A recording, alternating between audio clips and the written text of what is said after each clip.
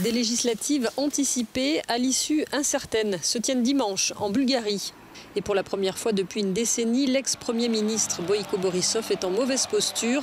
L'ampleur des scandales de corruption a empêché le parti conservateur de l'ancien garde du corps de trouver des alliés pour continuer à gouverner à l'issue d'un premier scrutin en avril, d'où ces nouvelles élections.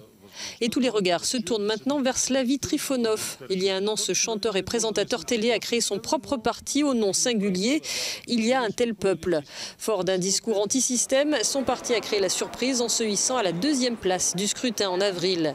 Qui sortira vainqueur cette fois des urnes? Difficile à dire tant les sondages prédisent de nouveau un parlement morcelé. Deux tendances claires se sont dégagées au cours des 2 derniers mois, explique cet analyste.